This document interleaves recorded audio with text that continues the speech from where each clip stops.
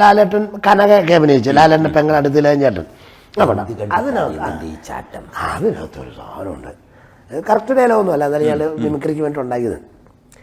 എന്ത് കണ്ടിട്ടാടി നിൻ്റെ ഇന്ന് കളിപ്പ്, ഉണ്ടാക്കിയ തന്തയ്ക്കോ വേണ്ട, ഒരിക്കലൊരാണിൻ്റെ കൈ കൊണ്ട് നിൻ്റെ മടിക്കുത്തഴിയും, അന്ന് നീ വരും ഈ പവിത്രൻ്റെ സമക്ഷത്ത് എന്ന് പറയും. മിമിക്രി ആർട്ടിസ്റ്റുകൾക്കൊരു പ്രത്യേക വിലയുണ്ടാവും ഈ ഇങ്ങനെയുള്ള വേദികളിലൊക്കെ. തീർച്ചയായിട്ടും. ഇതിപ്പോ ഇദ്ദേഹം ഇത്രയും പറഞ്ഞ ഇതിന്റെ ഒരു ഹ്യൂമർ വേർഷനും കൂടെ പറയാം. ഞാനൊക്കെ ആയിട്ടുള്ള ഒരു സ്റ്റേജില് ഇദ്ദേഹം പറഞ്ഞ അടിച്ചതാരാടാ, ആൻഡവനോ അതോ സേർജിയോ, ഇങ്ങനെ ഒരു ഡയലോഗ് ഉണ്ട്. അപ്പോൾ 10,000-3000 ആൾക്കാരുണ്ട്. അടുത്ത് ഞാൻ അനൗൺസ് ചെയ്തു, ഞാൻ കുറെ സ്റ്റാർ പറഞ്ഞു. ഞാൻ പറഞ്ഞു അടുത്ത് ജാഫർ ഇടുക്കിക്ക വരികയാണ് നമ്മുടെ NF വർഗീസിന്റെ ശബ്ദവുമായി എന്ന് പറഞ്ഞിട്ട് പുള്ളിക്കാരി, ആൾക്കാരെല്ലാം പിൻ ഡ്രോപ്പ് സൈലന്റ്. അടിച്ചതാരാടാ, ആൻഡവനോ അതോ സേർജിയോ. ഉടനെ ഓഡിയൻസിൽ ഒരാള് സേർജി. അതിനുശേഷം പുള്ളി ഡയലോഗ് മറന്നുപോയി. എന്നാടാ ബാക്കി മറന്നു. നമ്മൾ പ്രതീക്ഷിക്കാത്തൊരു സാധനം തിരിച്ചു കിട്ടാൻ. അതുപോലെ എനിക്ക് പറ്റിയിട്ടുണ്ട്. നേരാ, ഞാൻ സോമം പറയാൻ നേരത്ത്, നേരാ തിരുമേനി ഈ പച്ചം പള്ളിക്കൂടത്തിൽ പോയിട്ടില്ല, നീ പോയിട്ടുണ്ടോടാ.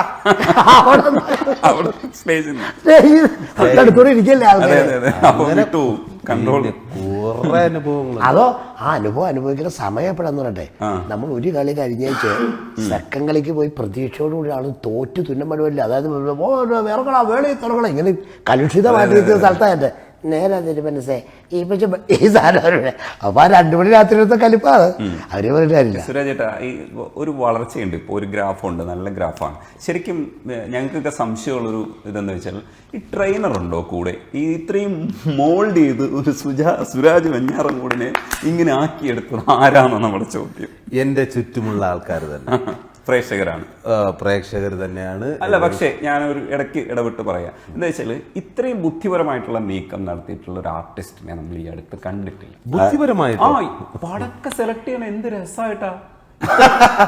അതെല്ലാം സംഭവിക്കുന്നതാണ്. ഞാൻ ഇതില് ബുദ്ധിക്കൊന്നും സ്ഥാനമില്ല എന്നാണ് ഞാൻ മനസ്സിലാക്കുന്നത്. കാരണം സിനിമയിൽ നമ്മളെപ്പോലുള്ള ഒരു ഗ്രാമപ്രദേശത്ത് നിന്ന്, സിനിമയിൽ മുൻ എക്സ്പീരിയൻസ് ഇല്ലാത്ത ഒരു ഗ്രാമപ്രദേശത്ത് നിന്ന് ഇങ്ങനെ വരുന്ന സമയത്ത് നമുക്ക് ഒരിക്കലും സ്വപ്നം കാണാൻ പറ്റാത്തതാണ് സിനിമ. അതിനും അപ്പുറമാണ് സിനിമ.